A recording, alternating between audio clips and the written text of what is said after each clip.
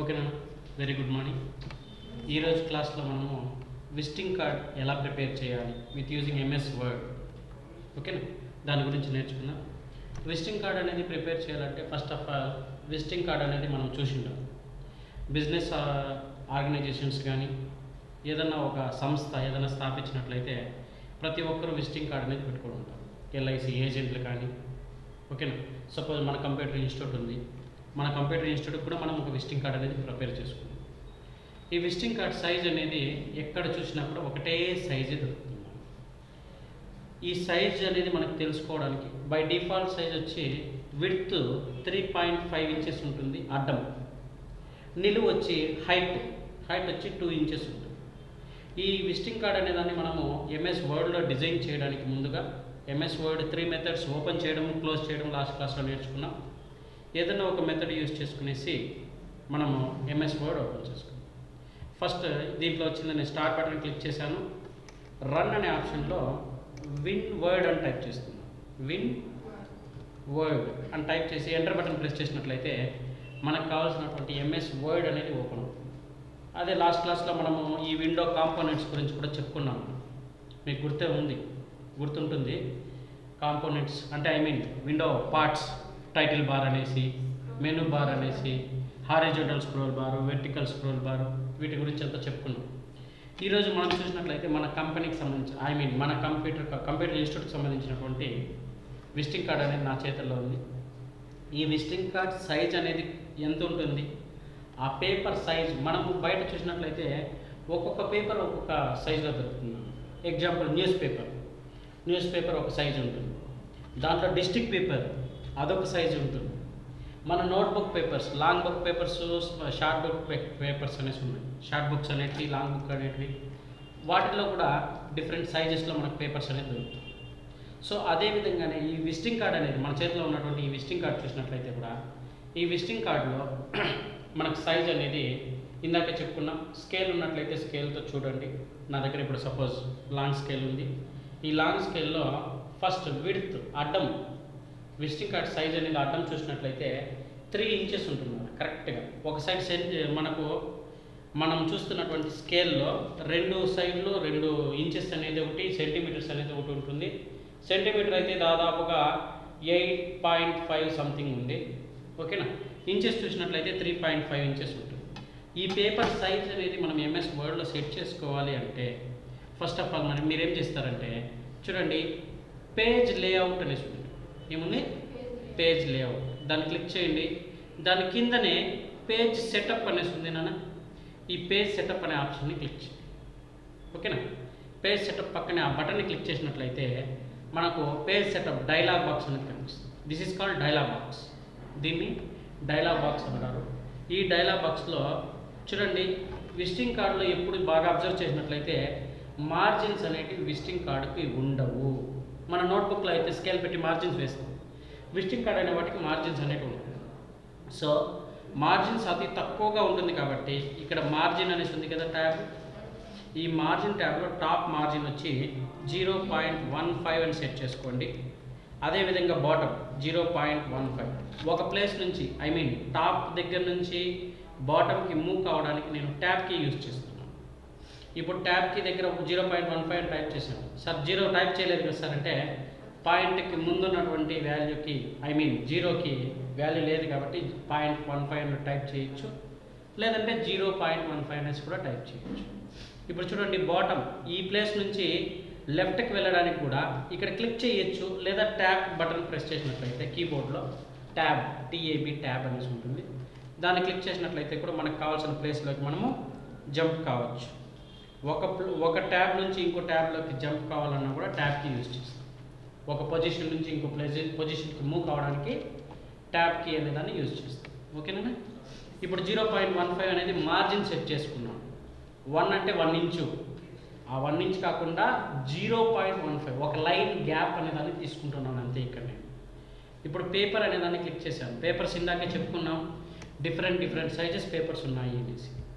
ఈ పేపర్ అనే ట్యాబ్లో ఇక్కడ చూడండి, పేపర్ సైజ్ అనేది బై డిఫాల్ట్గా ఎన్ని సైజెస్ ఉన్నాయో ఆ సైజెస్ని బట్టి వాటికి పేర్లు ఉన్నాయి. పేపర్లు A4, A5, A3.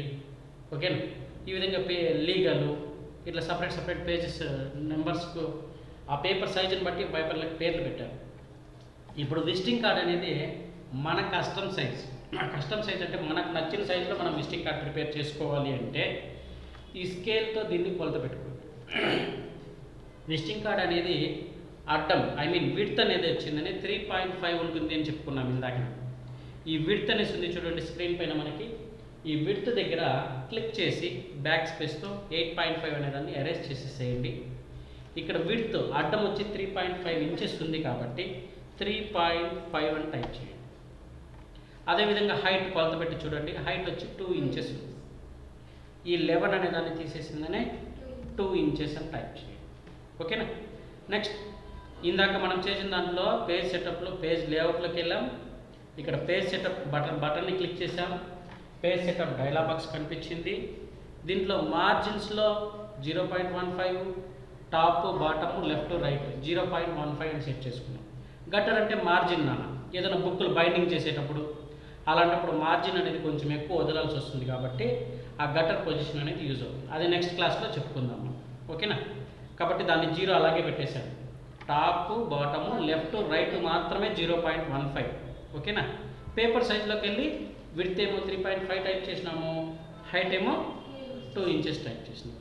ఇప్పుడు ఓకే అనే బటన్ క్లిక్ చేసినట్లయితే ఆటోమేటిక్గా మనకు విజిటింగ్ కార్డ్ సైజ్ ఎంత ఉంటుందో ఆ సైజ్ పేపర్ అనేది స్క్రీన్ పైన కనిపిస్తుంది. ఓకేనా. ఈ సైజ్ పేపర్లో మనకు విజిటింగ్ కార్డ్ ఏ విధంగా ఉందో ఆ విజిటింగ్ కార్డ్ యాజ్ చేయడానికి నేను జూమ్ చేసుకుంటున్నాను. కార్నర్లో చూడండి ఇక్కడ ప్లస్ బటన్ ఉంది మనకి. ఓకేనా. ఈ ప్లస్ బటన్ని క్లిక్ చేయడం ద్వారా జూమ్ చేస్తుంది. జూమ్ అంటే మనకు కనిపిస్తున్నటువంటి పిక్చర్ని పెద్దదిగా చేసుకుంటాం, బిగ్ సైజ్లో ఎన్లార్జ్ చేసుకుంటున్నాం. ఎందుకు సార్ అంటే ఒక స్క్రీన్లో మనం రాసే లెటర్స్ చిన్న అక్షరాలు ఉన్నాయనుకోండి, ఆ అక్షరాల సైజ్ అనేది మనం దూరం నుంచి చూసినప్పుడు కనిపించదు కాబట్టి దగ్గరికి చేసుకొని చూస్తున్నాం. ఇప్పుడు చూడండి నాకు కనిపించే స్క్రీన్లో విజిటింగ్ కార్డ్ పేపర్ అంతా కూడా ఒకే స్క్రీన్లో కనిపించే విధంగా సెట్ చేసుకున్నాం. ఇప్పుడు నా దగ్గర ఏదైతే విజిటింగ్ కార్డ్ ఉందో సేమ్ అదే విజిటింగ్ కార్డ్ని నేను ఇక్కడ మీకు చేసి చూపిస్తాను. ఓకేనా. చూడండి నాన్న, ఇప్పుడు విజిటింగ్ కార్డ్ తయారు చేయడానికి ఫస్ట్ లెఫ్ట్ సైడ్లో కానీ రైట్ సైడ్లో కానీ మేనేజింగ్ డైరెక్టర్ ఎవరైతే ఉంటారో వాళ్ళ పేరు టైప్ చేస్తాం. సో మన విజిటింగ్ కార్డ్లో ఉన్నటువంటి మేనేజింగ్ డైరెక్టర్ నేము మనం టైప్ చేసుకుంటాం.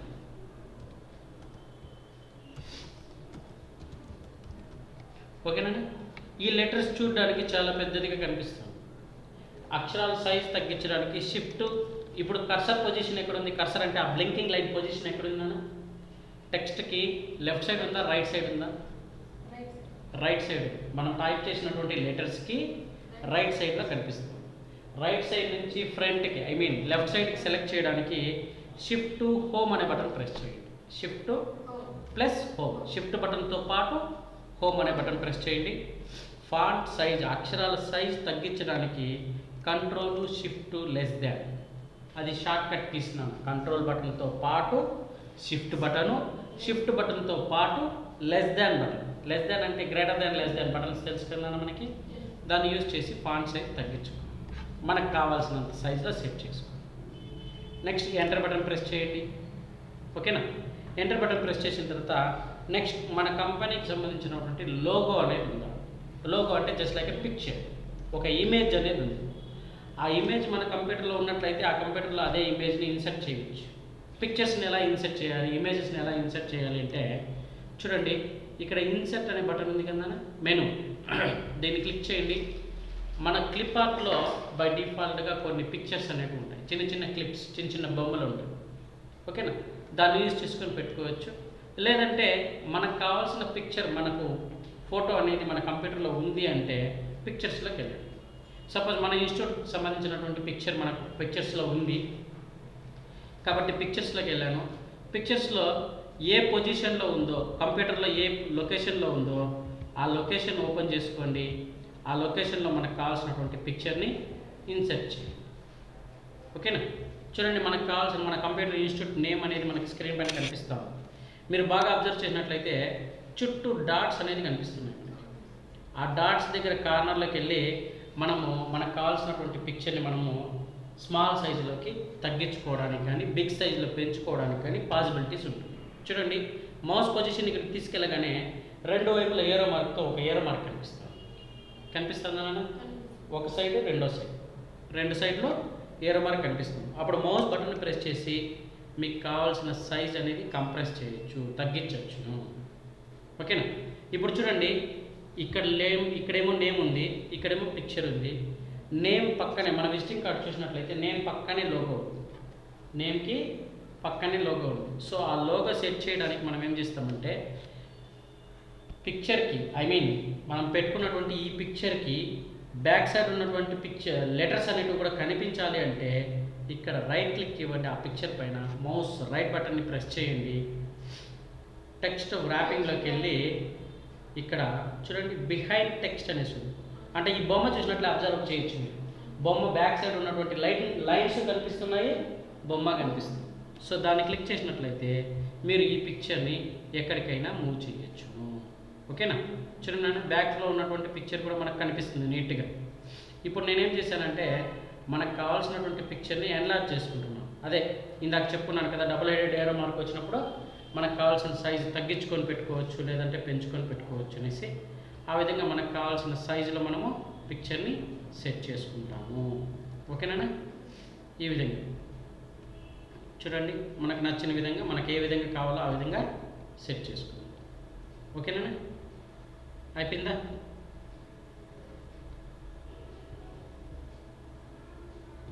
మనకు కావాల్సిన రేంజ్లో మనం సెట్ చేసుకున్నామా ఇక్కడ?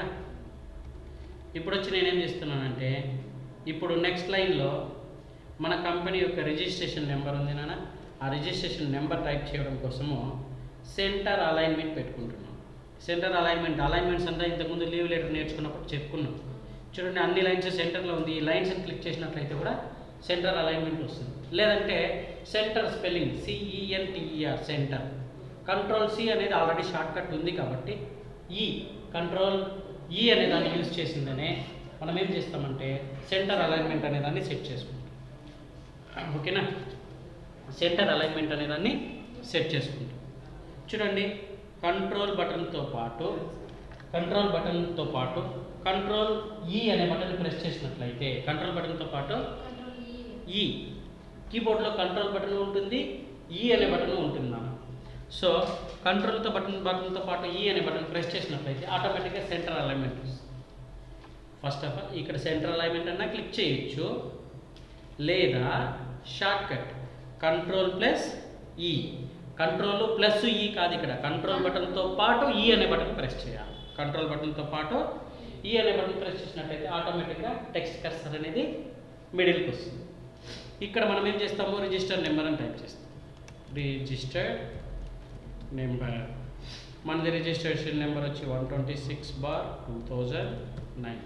2009లో రిజిస్ట్రేషన్ అయింది మన రిజిస్ట్రేషన్ నెంబర్. సో నెక్స్ట్ లైన్లో వచ్చిందనే అడ్రస్ అనేది ఉంది. అడ్రస్ మన కంపెనీ యొక్క, మన కంప్యూటర్ ఇన్స్టిట్యూట్ యొక్క అడ్రస్ 12-47E, SVMS కాంప్లెక్స్,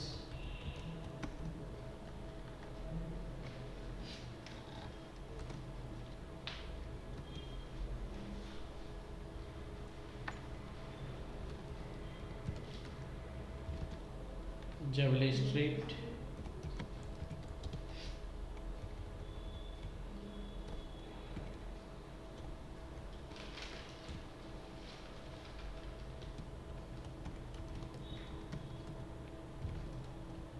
న్యూపేట్,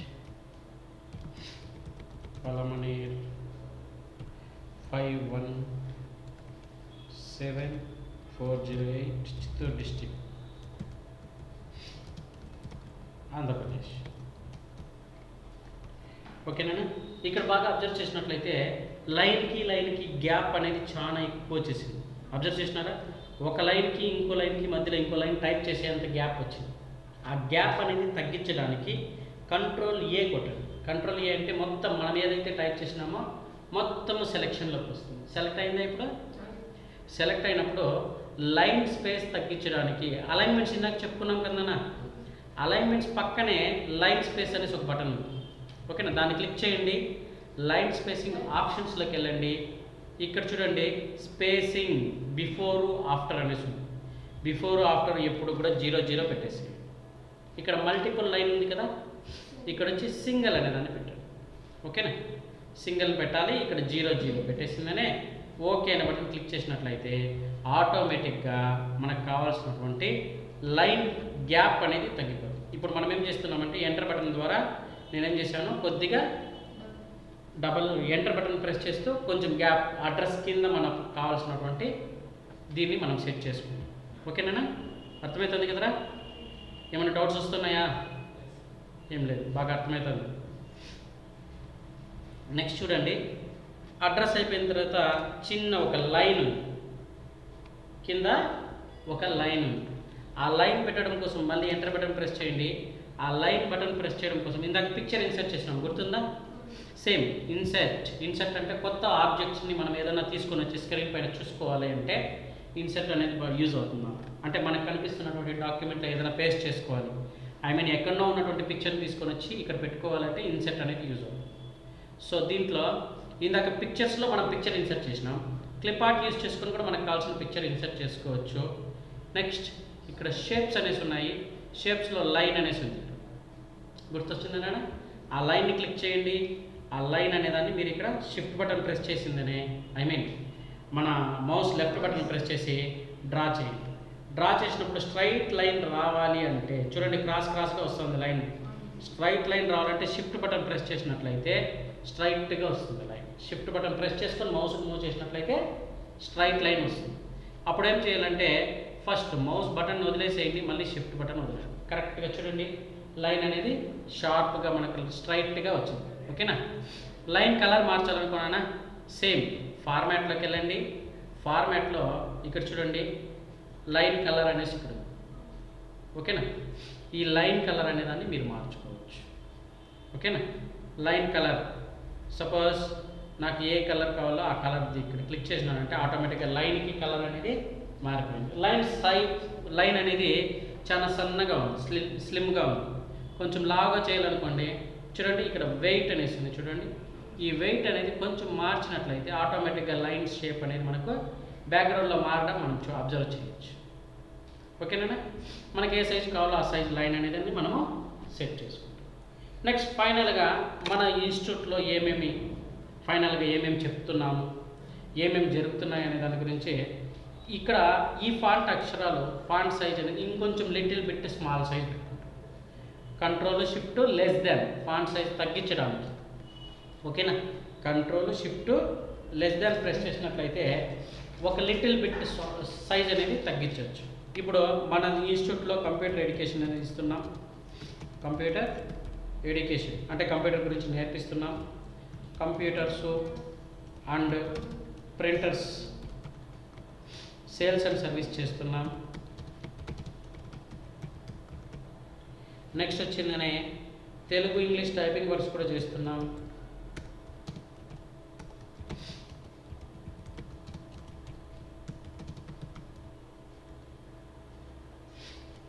మనల్ని కాంటాక్ట్ కావాలంటే కాంటాక్ట్ నెంబర్ అనేది ఇచ్చామా విజిటింగ్ కార్డులో? లేదు. సో వేయాలి ఈమెయిల్ ద్వారా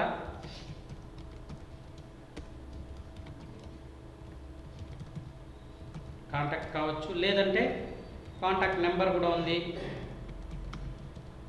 కాంటాక్ట్ నెంబర్ ద్వారా కూడా కాంటాక్ట్ కావచ్చు.